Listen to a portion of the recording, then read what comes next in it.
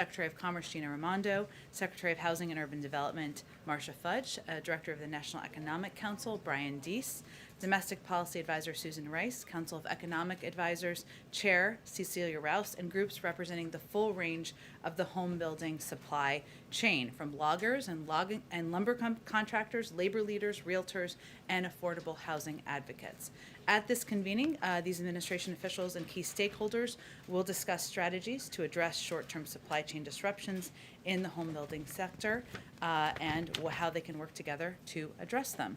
I also wanted to note that yesterday, senior White House officials led by Susan Rice and Julie Rodriguez launched the Community Violence Intervention Collaborative, announced by the President on June 23rd as part of his comprehensive plan to reduce gun crime. The community violence intervention is an evidence-based approach that has been shown to reduce violence by as much as 60%. CVI prevents gun violence and crime in communities around the country before it happens by intervening in disputes early and connecting potential perpetrators and victims with services and support to divert them away from crime. It's an approach that's been embraced by an increasing number of law enforcement leaders nationally, as well as by mayors of both parties in cities around America. So this will be an ongoing initiative. Also wanted to give you an update. I noted earlier this week that there have been 2 million people who now have access to affordable health care thanks to the reopening of the special enrollment period. Yesterday, we launched a summer sprint coverage campaign, leveraging robust paid media, increased community outreach, and more to get Americans signed up. The President is urging Americans who need health insurance to visit healthcare.gov or to call 1-800-318-2596 if they would prefer to enroll today. We'll keep talking about this quite a bit until August 15th, which is the end of the timeline. I also have promised you that I would give you updates on interesting initiatives we're taking to reach people, meet people where they are as it relates to getting vaccinated. So on Saturday, Nassar will host the Get Vaccinated 200.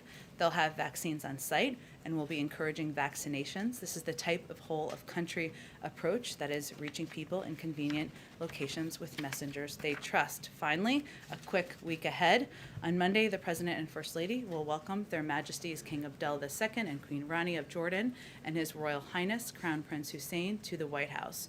Their Majesty's visit will highlight the enduring and strategic partnership between the United States and Jordan, a key security partner and ally of the United States. It will be an opportunity to discuss many challenges facing the Middle East and showcase Jordan's leadership role in promoting peace and stability in the region. On Monday, the President will also deliver remarks on the economic recovery and the progress made under his administration, taking the country from 60,000 new jobs per month to 600,000 new jobs per month, and from 1% of Americans vaccinated to more than 2/3 of adults with at least one shot. He'll explain why his rescue plan has helped us get here and will continue supporting Americans throughout the year, and why we need the infrastructure agreement and his Build Back Better plan to sustain that growth in years to come while keeping inflation in check for the long term. On Tuesday, the President will hold his second cabinet meeting of his administration, his first in the cabinet room. Get excited, everyone. And he looks forward to that. And on Wednesday, the President will travel to Cincinnati, Ohio to participate in a CNN town hall. With that, Alex, why don't you kick us off? Thanks. I have a few questions on China and then one on the BIF. Can you talk a little bit? BIF is happening. Yeah, you made it happen. Can you talk a little bit more about the Hong Kong Business Advisory and the latest sanctions and what triggered those? And also, there have been reports that Wendy Sherman may tack a China visit onto the end of her Asia visit. Can you talk about what her goal might be with something like that? And does this mean that we're moving closer to, I know last month there was talk of a potential Biden-President Xi summit. Are we moving closer to that? Sure. Well, first, as the President said yesterday, the situation in Hong Kong is continuing to deteriorate, and we continue to see Beijing assault Hong Kong's autonomy and democratic institutions. We've seen authorities use the national security law to make politically motivated arrests. And we've seen a general deterioration of fundamental freedoms, which were guaranteed by an international agreement. So that's why the United States, we announced steps we're taking today to promote accountability and transparency. On the accountability front, the State Department announced earlier today 7 officials who were sanctioned for their actions threatening the peace, stability, security, and autonomy of Hong Kong. On the transparency front, Today, the U.S. government issued a business advisory, as you noted, Alex. I just wanted to give the full context for Hong Kong, which is intended to inform businesses and highlight the growing risk for those operating in Hong Kong.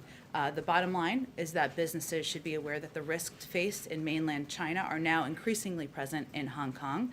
And as the president said last month, of course, we will not waver in our support for Hong Kong and all those who stand up for the basic freedoms. But as businesses are making decisions, and obviously they're making decisions themselves, we want them to be aware of the use of data, accessing of data inappropriately, of the restriction of information, and they should be aware of that happening in Hong Kong as well as in mainland China. And then Wendy Sherman and President Xi. Got it. In terms of Wendy Sherman's trip, I don't have an update on travel. We, of course, have been and continue to explore opportunities to engage with PRC officials. We've been clear we will engage in conversations at the appropriate level when there's an opportunity for them to be substantive and hopefully consequential.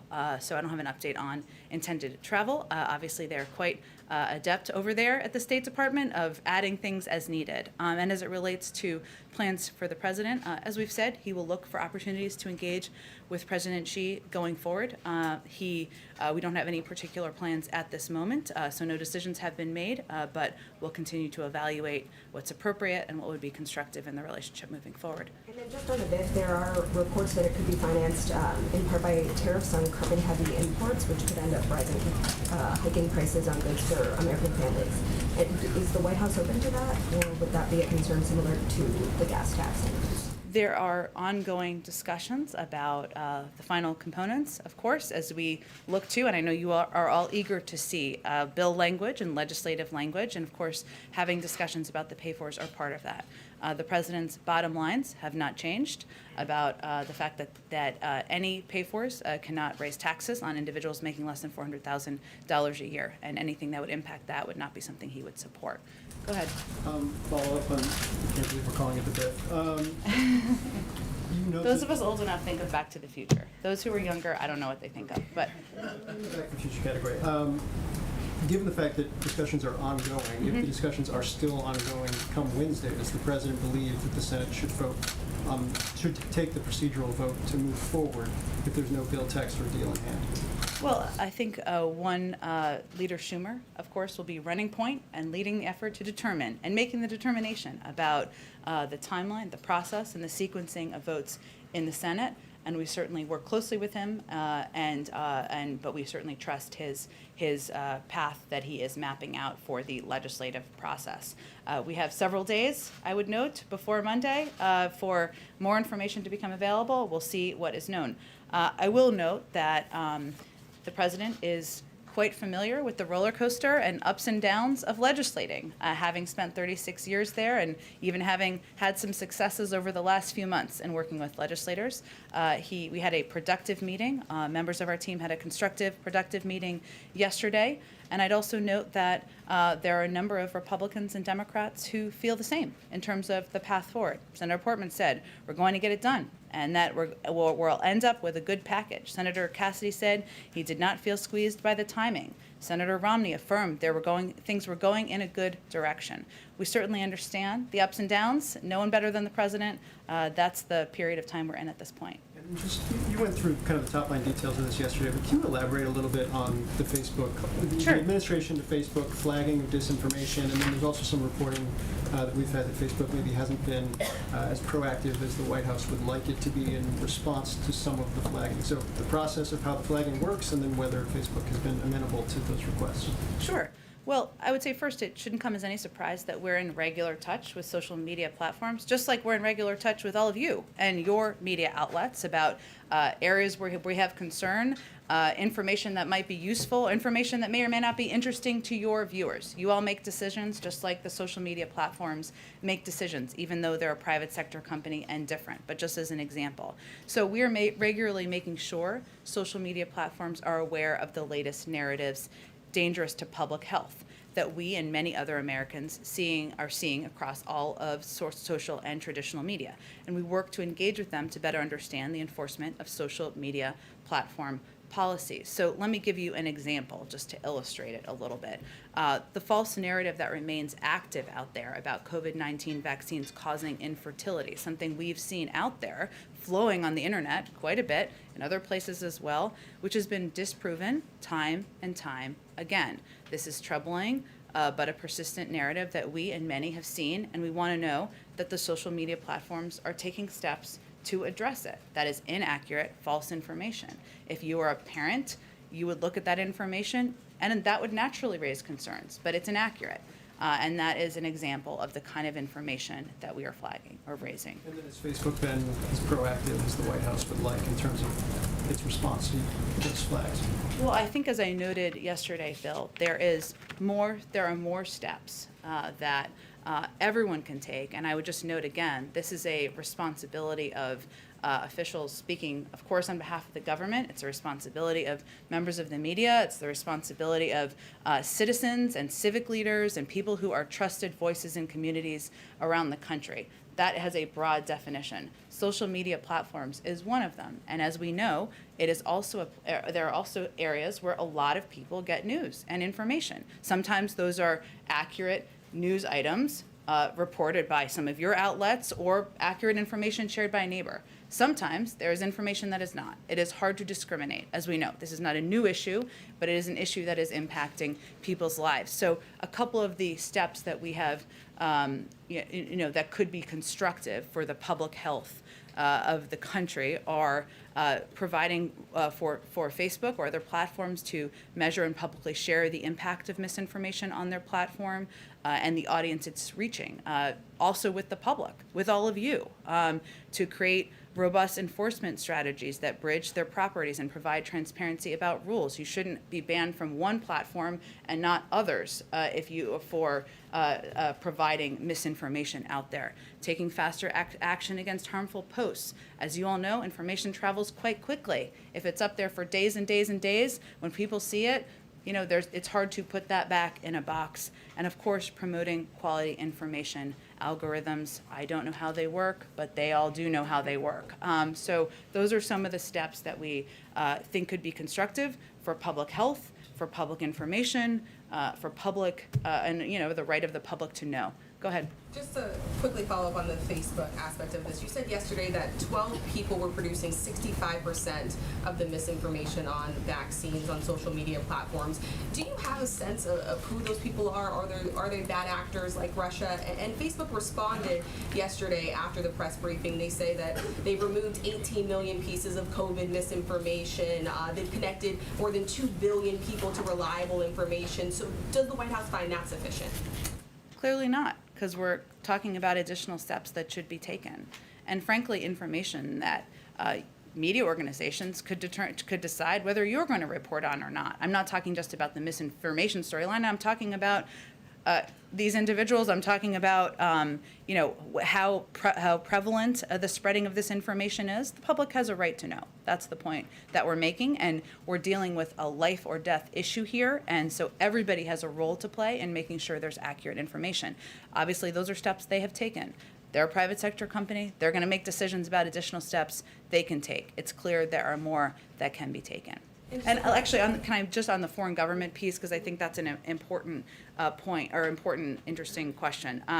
The State Department's Global Engagement Center has found that Russia and China have promoted their own vaccines through messaging that undermines Western origin vaccine development programs. So, that is more than just competition about vaccines. The risk and impact there is that this type of information magnifies the risk of potential side effects associated with Western vaccines. This is what the information, some of this misinformation is doing, and misleads the public by falsely alleging that mRNA vaccines are untested and thus risky, even though many of them are approved and have gone through the gold standard of the FDA approval process. So the PRC, for example, has also suggested that the United States hoards COVID-19 treatments and prevents other countries from acquiring vaccines, despite evidence to the contrary. But certainly pushing information out there that these tested, approved vaccines are ineffective and unhelpful. A lot of people on these platforms, they're not discriminating, as you all know, between the source of the information, and that is damaging as well. So we've seen that trend. And one more if I could just on Afghanistan, thank you, Jen.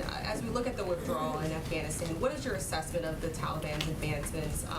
We heard from the president, he said the likelihood that there was going to be the Taliban overrunning everything and owning the whole country is highly unlikely. Does the administration still believe that the Afghan government can maintain control of the region? I think that what the president was conveying is that it is not inevitable, and we have provided a range of a great deal of support, supplies, training. We're continuing to do that. We will continue to provide security assistance in the coming months to the Afghan national forces, but it is up to them to determine, are they going to unite as a country? Are they going to stand up and fight against the Taliban? And that is, it's really in their hands at this, it will be in their hands moving forward. So his point is that it is not inevitable. There has been no intelligence assessment that has said it is inevitable, even as we are assessing what the consequences could be. Go ahead. Thanks, Jen.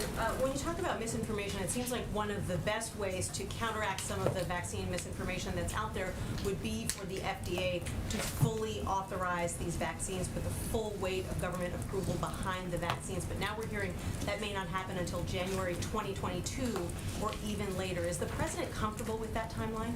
The president's comfortable with scientists and data experts moving on the timeline that they see is appropriate. And I don't know that we know that to be factually true, to that to be the main driver. I haven't seen data to suggest that the main driver of it is if it's formally approved or not. A lot of the misinformation that is traveling out there is about the consequences and the impact of the vaccine. It's not always tied to or necessarily tied to whether it's been formally approved or not. Obviously, that may give medical experts or others some greater level of confidence. We will see, but the president's going to leave it to the FDA to determine the timeline. So the president doesn't have any concerns about the length of time that the approval process takes currently at the FDA? He's going to allow them to move at the pace of science. Okay. And then I wanted to ask you about the new reporting about Joint Chiefs Chairman General Milley, who had apparently some very serious national security concerns just before President Biden took office. Did he brief then President-elect Biden about his fears about a strike on Iran or about the possibility of an attempted coup? I'm not going to speak to private national security conversations, I should say.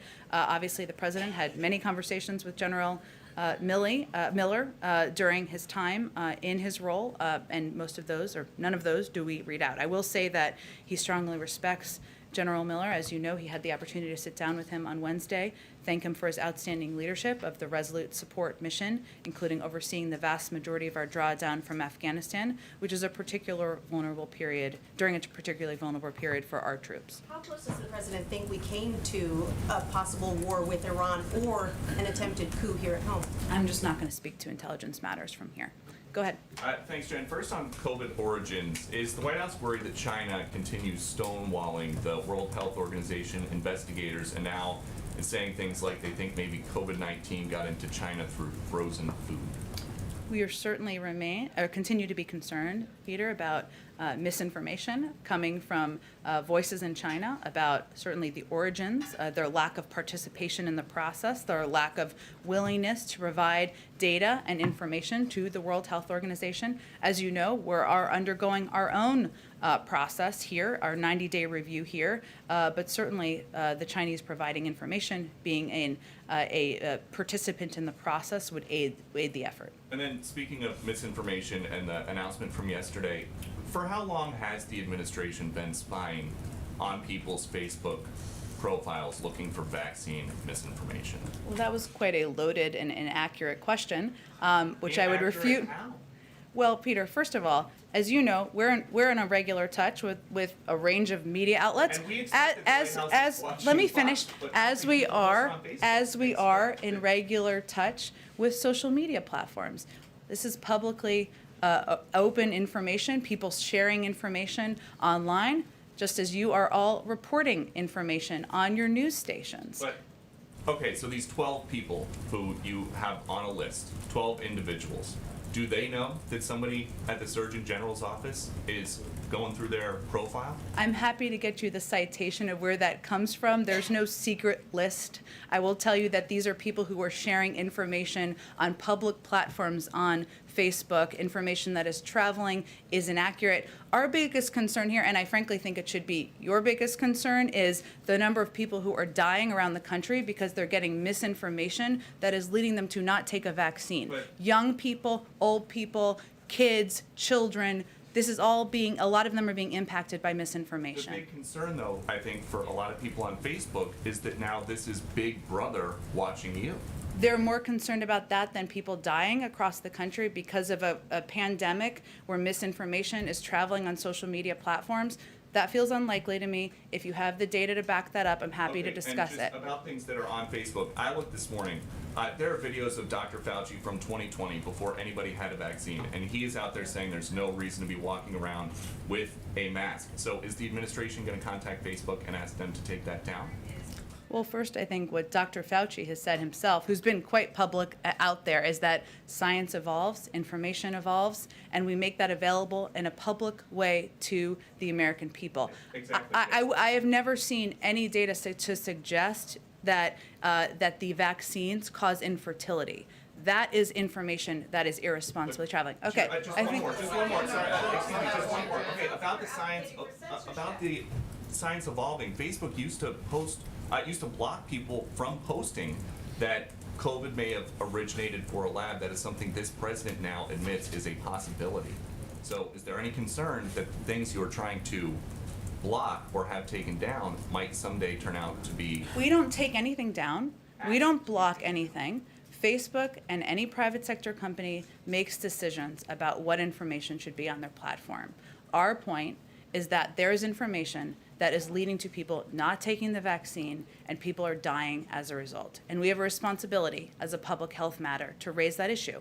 The responsibility we all have, the government, media, platforms, public messengers, to give accurate information. Go ahead. About the 12 individuals that are on that separate site, it's not from the White House. I don't have the source in front of me, but we've read it as well. Can you give us a sense of who those individuals are, as was asked before, and what specifically you've given a tough message to the social platforms that they should do more, the social media platforms. What from this podium is the message to those individuals, the 12 of them, who are responsible for 65% of the misinformation that's out there? The message is the same message as it is to every person out there who has a platform, whether that is an elected official or that is a person who is a civic leader.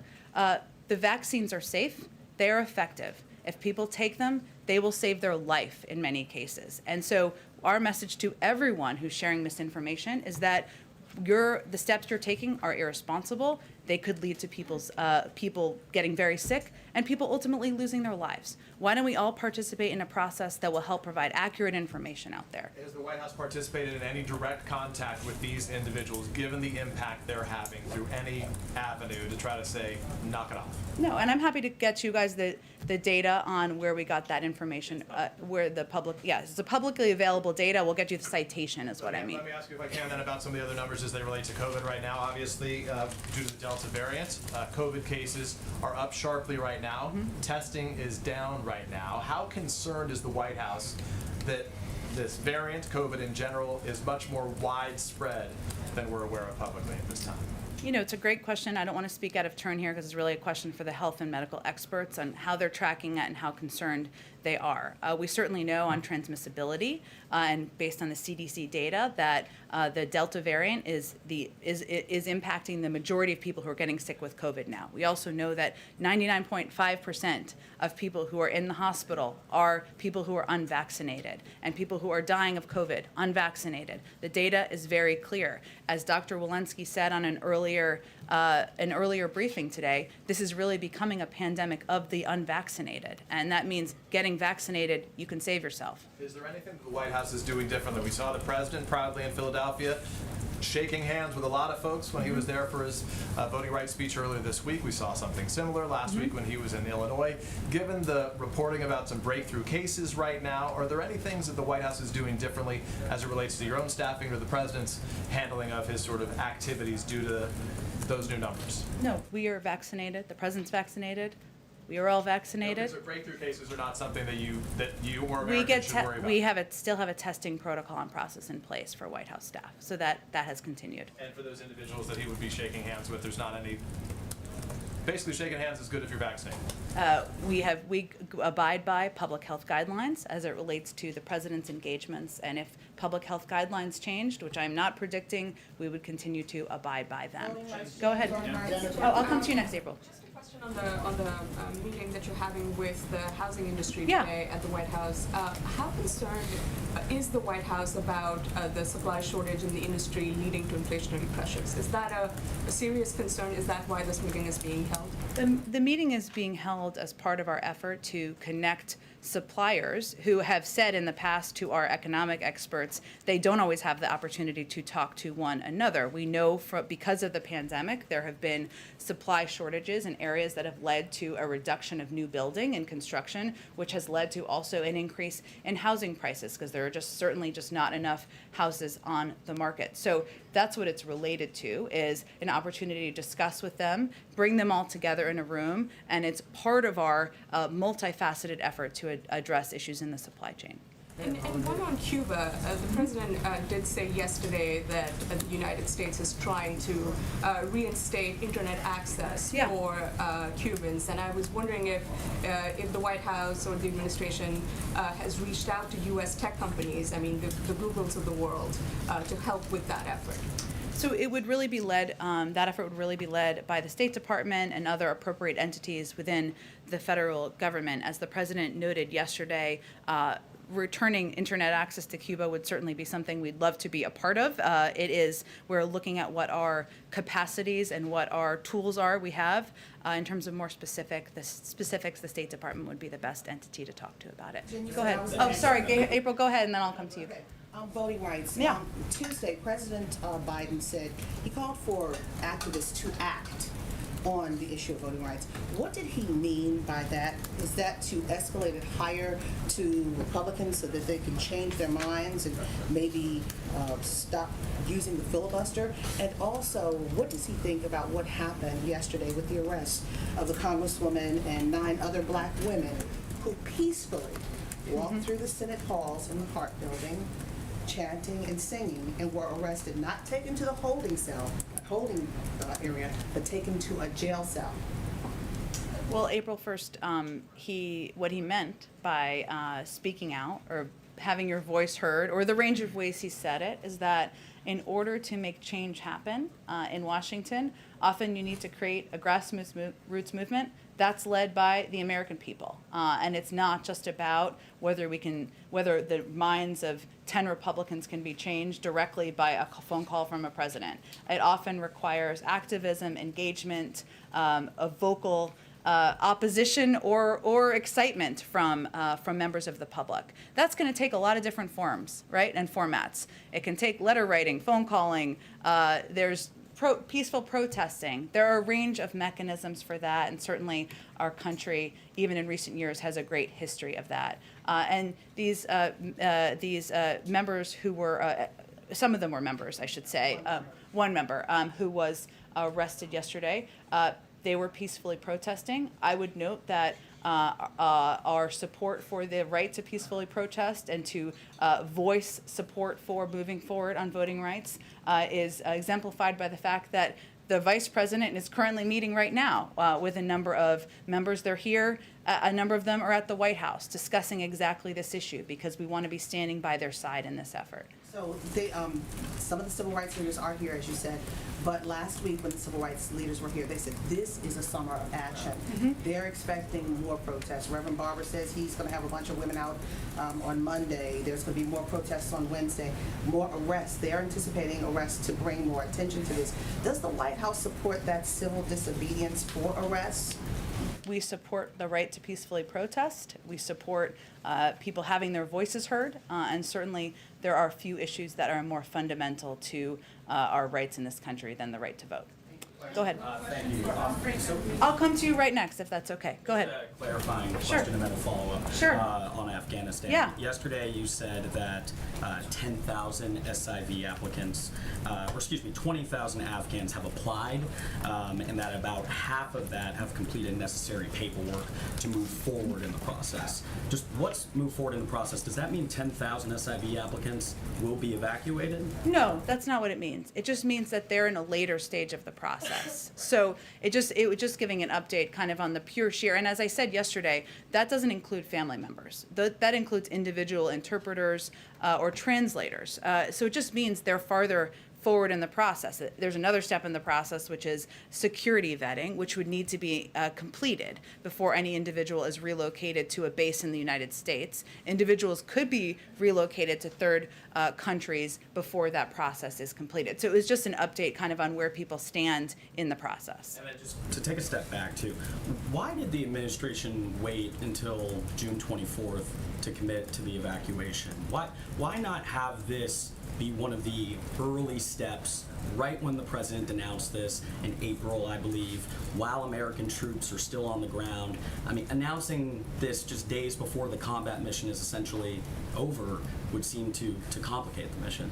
Well, I would say first, there's always ongoing discussions, both with our partners in the region and others, before an announcement is made. And sometimes it requires a process to get to the point where you are making an announcement about the relocation of thousands of individuals out of a country.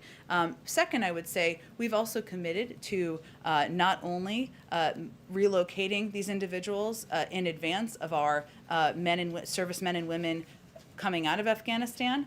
We have quite a capable Department of Defense and diplomatic apparatus in Afghanistan and around the world to implement this, but we've also committed to continuing this process from there and having a diplomatic presence on the ground from there. So this is not a process that will end, but this is a process that we announced at a time when a final decision was made based on a range of factors internally. Have any third countries outside of U.S. territories given the U.S. commitment, the administration commitment, that they will house SIV applicants while they're still having their applications We're having a processed? range of discussions, as you know, when we're at the point where we have final agreements, and we're confident that it won't impact the security of individuals who are being relocated. We'll share all of that information with you as well. There's no commitments as of today. I don't have any updates to provide to you today. Go ahead. Oh, I'm sorry. Go ahead. Yes, so what can Africa expect from this administration in terms of its engagement in helping solving some problems that we are having right now? For example, Angola is fighting corruption, and also can we expect some revision in the sanctions in Zimbabwe? I don't have any update for you on considerations around sanctions. I would point you to the Department of Treasury or the Department of State on that.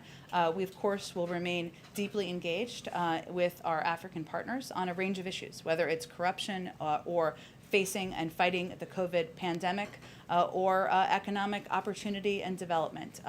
And I would note that we have a number of leaders high up in the government, including our UN ambassador, Linda Thomas-Greenfield, who has spent quite a bit of time working with leaders in the region and playing a front and center role for the United States government. But in terms of specifics on Zimbabwe or Angola, I would point you to the State Department. Regarding misinformation, do you have any data that shows that children have been affected by misinformation? And how do you see we should educate children about these issues? Because I'm working on a show that will inform little kids about many different things, and I'm also concerned about misinformation. So in your research about misinformation, is there any misinformation affecting children as well? That's a really interesting question. I don't have any data at my fingertips. I will reiterate that, of course, children are not eligible under the age of 12 yet for vaccines in the United States, and decisions about the health of children as a parent myself would obviously be made by the parents in coordination with doctors. But I would say there's no question that when there's information, the example I gave earlier about the impact on fertility, which is inaccurate and false, which is still traveling around the internet. If you're a parent, that would give you pause if you think that is accurate information. about your child and about your child getting vaccinated. So that's an example. I don't have data, but just an example that could be applicable. Go ahead. Yeah, thank you, Jen. I had a question about the direct funding to states and cities from the American Rescue Plan, Sure. the $350 billion. I was talking to the Treasury Department, about $200 billion has gone out, and several cities and states have been quick to allocate that money. But there's other mayors and governors who I've talked to who have spent very little of that funding so far. In some cases, none of it, either because of battles with their state legislatures over the funds, their late budget cycles, lengthy public input processes, or they're simply doing better than expected revenue-wise, and so there hasn't been a sense of urgency for them. And so my questions are, does it concern the White House that some places haven't gotten their money out quicker?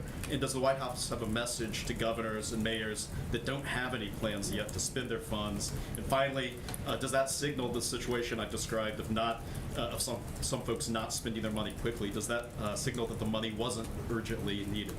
Well, I would say first ensuring that states and local governments had the funding they needed to keep employees on the job, to keep cops on the beat, to rehire them in many cases, was a priority when we were negotiating the American Rescue Plan for a range of elected officials, including mayors and governors across the country, for good reason.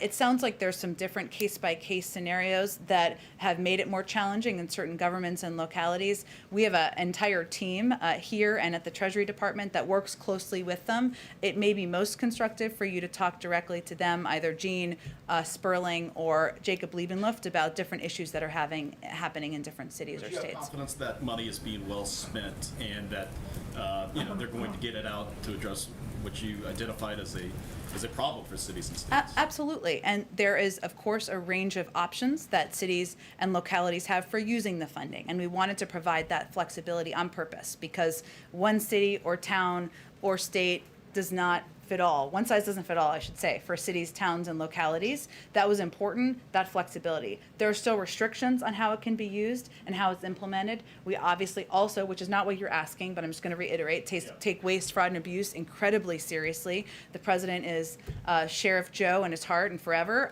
So that's something we watch. But I would say it might be constructive for you to talk to them directly about the implementation piece, and I'm happy to connect you directly. Go ahead, Karen.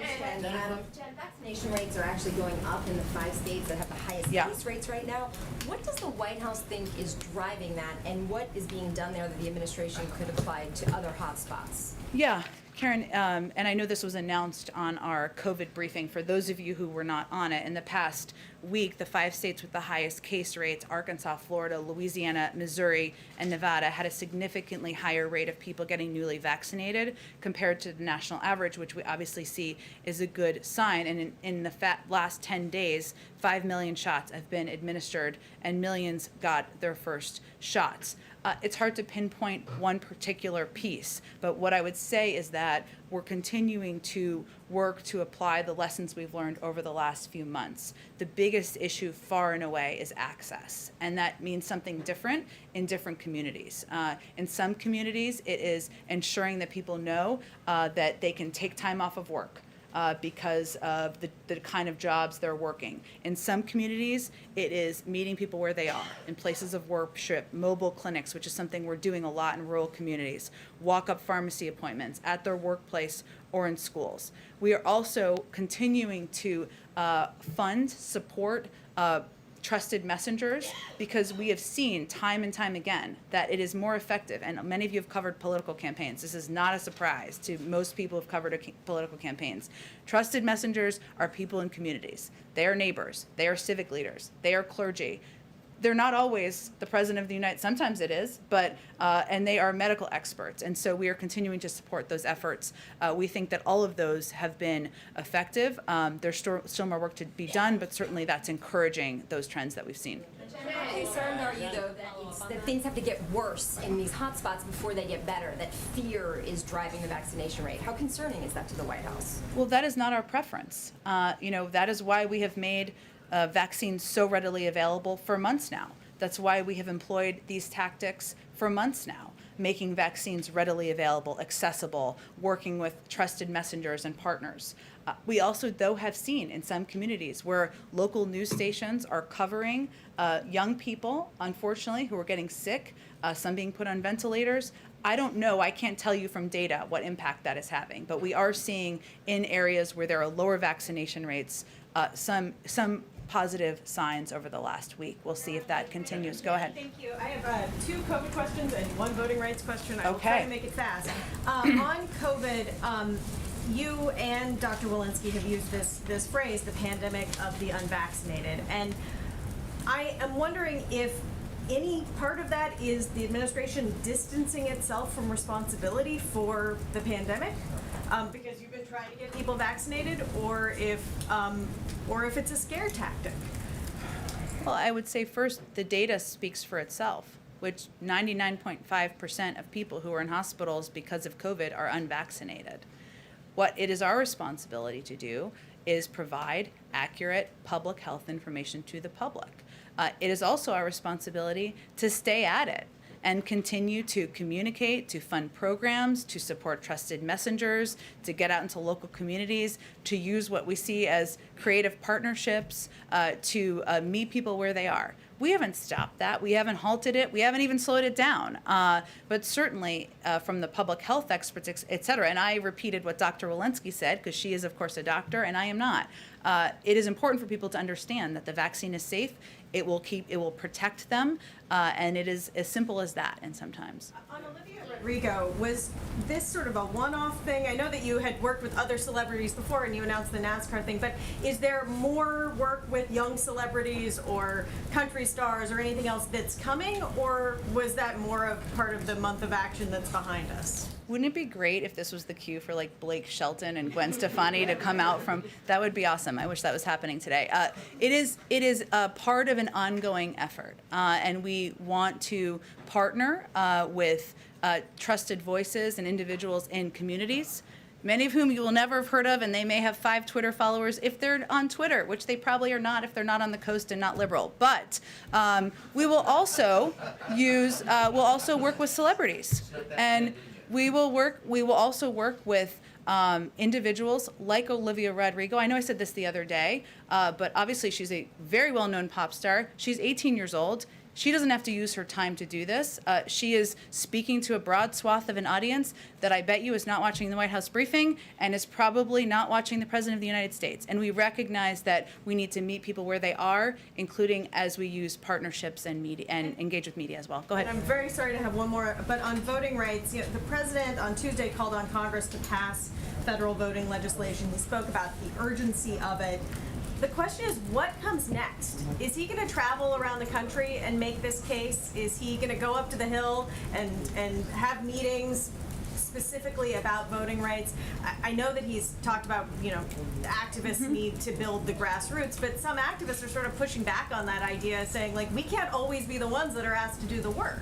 He's not saying to do it alone. He's saying, I will be with you. But he's also saying that grassroots activism is what is going to move and change the country for the better. That's always been the case throughout history. In terms of what he will say and do, I don't have any scheduling announcements for you at this point in time. But he has said this would be a cause of his presidency. That means he will use his time, use his platform to make sure he's speaking about elevating it, engaging in it. And as you know, the vice president, this will be a top priority for her. She will be front and center for the administration on this issue moving forward. Go ahead. Thanks, Jen. Just given the Wednesday timeline that Senator Schumer has laid out, what will the president be doing over the weekend to help things move along? Will he be making calls all weekend? And then what's his response as well to Republicans who are concerned that tougher enforcement in the IRS won't be enough to generate enough revenue? Well, first I would say the president has proposed a number of ways to pay for these proposals that have been out there in the public and has been a part of these ongoing discussions, which are continuing. And those proposals, he has a number of proposals out there that will more than cover the cost of this infrastructure agreement that do not violate what the Republicans have said is their red line in this case, which is the 2017 tax cuts, regardless of his point of view on that. We'll take that on in the Build Back Better reconciliation package. In terms of what he will be doing, the president is ready, willing, able, looking forward to playing any constructive role he can play in getting these pieces of legislation across the finish line. Will that mean phone calls? Sure. Will it mean bringing more people to the White House? It probably will. But I don't have anything to kind of lay out for you here. And separately, has the intelligence community attributed the Kaseya ransomware attack to the Russian government, and has it been concluded that the RNC was indeed hacked?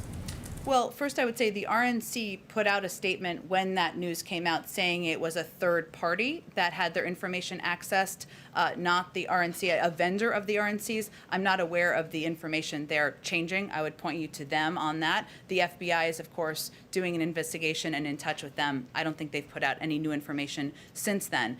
In terms of the Kaseya attack, we have pointed to the fact that that R-Evil has many cyber experts have assessed their engagement here. We have not attributed the Russian government's involvement in this case. It's an ongoing review, but we don't have any new information on that front. Go ahead. Madam Jen, I'm curious if the uptick in the Delta variant, if that is playing any part in where the president is leaning in terms of extending that federal mask policy in public transportation. I know it's set to expire in September. Is he leaning towards extending that even more? We've seen some health officials say that they want to extend it even now. Well, he's going to lean into the advice of his health and medical experts and teams on any steps that need to be taken to keep the American people safe. Given we're talking about September, I know that feels like a short period of time away. It is actually some time away, but he'll continue to receive updates from them on a range of issues as it relates to COVID. I'm sure they'll discuss this and their views. And on that same note, he said yesterday that he's going to take into consideration some factors before he talks about what will happen with the European travel ban. Is that going to play a part into that with the Delta variant coming up? Well, as it relates to the travel ban, we certainly know we've made important progress on the pandemic. We'll continue to put public health first. The president, all decisions about reopening international travel will be guided by our public health and medical experts. There are ongoing working groups that are having these discussions to keep open lines of communication.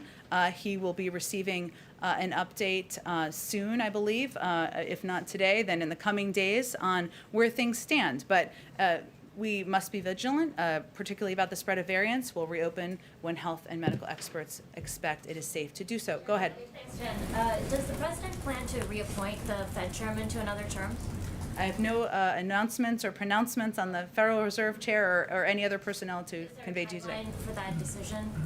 I don't have a timeline to project. I know that there's a timeline for when his services will need to be reviewed or determined. Go ahead. Let me just get around. Go ahead. I had a question about Belarus, if I may. The Sure. Belarusian opposition leader, Svetlana Tikhanovskaya, will be in Washington next week, and she said she would meet high-ranking officials. I was wondering whether you had details about that. I don't with me. Let us get it to you after the briefing. Members of the National Security Team or the State Department, was she more specific, or just people from the U.S. government? She just said high-ranking officials on Twitter. Okay, let us get you more information after the briefing. Reese, who is our special guest from, tell us where you're from. Who's not been, have you been here before? I've never been here before. Okay. Dun, dun, dun. Welcome. Welcome to the super. Thank you. So my question is really just about, we kind of touched on the vaccination rates in like rural counties, especially in Oklahoma. We're seeing a significant rise in COVID cases. Is there any specific plans that the administration has to help increase vaccination rates in these rural counties that really these people don't have any intentions of even getting the vaccine? Well, we've talked about this a little bit, but what we're doing in rural communities is employing a number of the tactics that we've seen work around the country. So we know access is a huge issue in rural communities because people may not live near a pharmacy. They may not know still where to get a vaccine. We certainly understand that. So part of what we're trying to do is deploy and make sure we're expediting our deployment of mobile vaccine units to rural communities to bring the vaccine to people where they are and where they live, to make it as easy as possible. And so this work is going to continue person to person, community to community. We're also working with a range of trusted partners locally, people may not have heard of. Those are also very important trusted voices, but also groups like the National Rural Health Association to make sure that we're deploying effective tactics that they think will work to get vaccines out to communities and meet people where they are. We've talked about it a little bit here, and obviously these states have a combination of rural and city communities, but there are states like Arkansas, Louisiana, Missouri, where there are large rural communities where we have seen an uptick, which is in terms of getting vaccinated higher than the national average. That's a positive sign. We'll look at that and apply those tactics other places in Oklahoma to make sure we're continuing to go community by community and meet people where they are. Go ahead. Following up on that, I know the administration has said they're not interested in any sort of federal mandate. Do you encourage, though, employers to require the vaccine for their employees, or state and local? I know there's a little bit of discussion about local governments. Is the White House encouraging others to require the vaccine of their employees or their residents?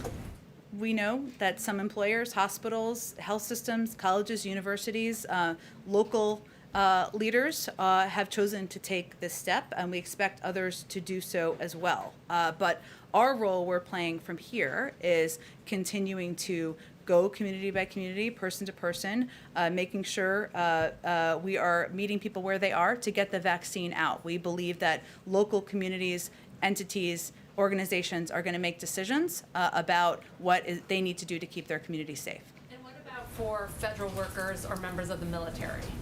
I don't have anything new to report on that. Go ahead. Question. The Justice Department Inspector General's report on the FBI handling the Nassar case, that's the latest embarrassment in a string of embarrassments for the FBI this summer. Does the President have complete confidence in Christopher Wray? And what is the administration's message to people who see this bungling and want to know if the FBI is up to task with ransomware, domestic terrorism, and other threats? Well, first, I would point you all to the expansive statement that was put out by the FBI in response to the Inspector General's report. Second, yes, he has confidence in Christopher Wray. Third, as it relates to ransomware, this is an across-government interagency effort, one that we have not seen done in the past. I gave a little bit of an update and a readout of it yesterday, where we're tapping into all of the resources and expertise across the federal government. The FBI has been a key partner in that, as have another number of entities in our national security team who can play a role in fighting against ransomware. Go ahead. Oh, go ahead. And then we'll go. I'm sorry. Go ahead. We'll get you doing back. Go ahead. Thanks. Oh. Go ahead. Sorry. Okay, so you haven't talked about APEC. This was a conversation that the president had this morning. No one's asked about it. Now's the moment. And so there seems to be a convergence between President Biden, President Xi, and also President Putin in terms of making and sharing and distributing vaccines. My question is the mechanism of it. We know that APEC supports the TRIPS waiver, as does President Biden.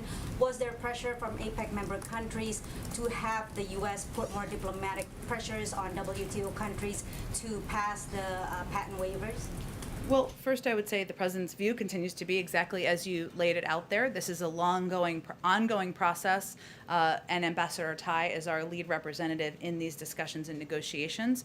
The APEC summit, for any of you who watched parts of it, was virtual and was individuals delivering sets of remarks. It wasn't an interactive opportunity, I would say, and President Xi actually delivered pre-recorded remarks, so he wasn't even there participating in person.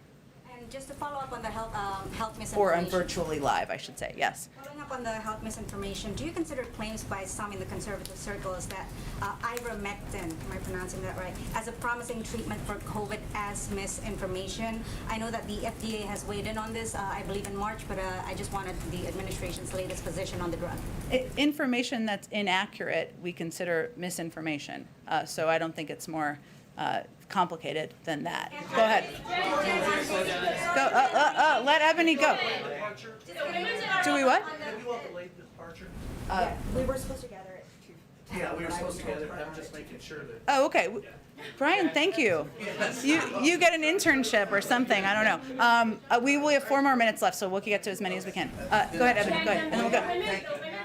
That are meeting with the vice president today, most of which have basically said that they want the president to really talk about the filibuster, moving it or reforming the filibuster. And so with each of the meetings that they're having, I'm still coming out wondering, what is the hope that's going to happen? Because just about every single woman that is in that room has spoken about it. That's my first question. And even though you've also said that there isn't a plan right now for the president to go to Arizona or to go to other states, why isn't there right now that kind of plan? Because they have come out and said that the administration has put a lot on them, but they're waiting to see something back. Well, I've laid out for you what we know about our schedule, which is through next Wednesday. So it doesn't mean that he's not going to go out in the country and talk about a range of important priorities in the future. And I don't want you to take it that way. That was not what I was implying. But we have about 4 days out here in our terms of our scheduling that I can provide to all of you. As it relates to the women who are in this room, let's see, maybe they'll go to the stakeout and they'll talk about their meeting and their engagement. And the message that the president is sending, the vice president is sending, is that we're absolutely committed to getting the For the People Act signed into law, that we're committed to advocating for, to elevating voting rights as an important issue for people across this country. And I think our actions clearly exemplify that. Go ahead. A clarifying question on how you identify this misinformation. I'm wondering if you could tell us specifically how the administration identifies what is misinformation and then how you flag it to Facebook. That's one. Two is how many times has the administration flagged this kind of information?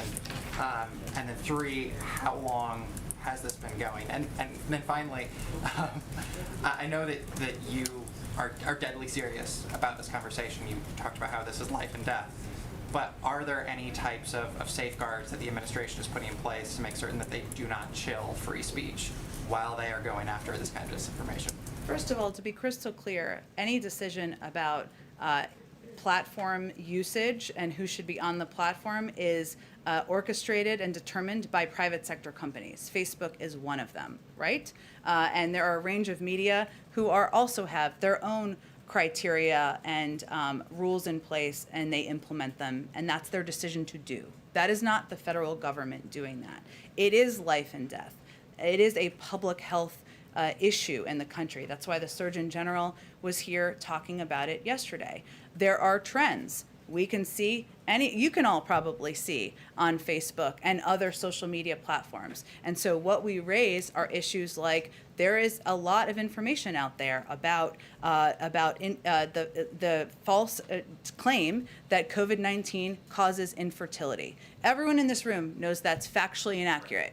We raise for them in our direct channels, of which every administration has always had with every social media platform, that we are seeing this trend. It's troubling. That information's inaccurate. But specifically, so you're not going after, you're saying these are general areas of misinformation that you should take a look at, not specific posts. Yes, it is also publicly available who the individuals are who have spread most of the information. It wasn't publicly available by the United States government. It's publicly available information. So that's how it works.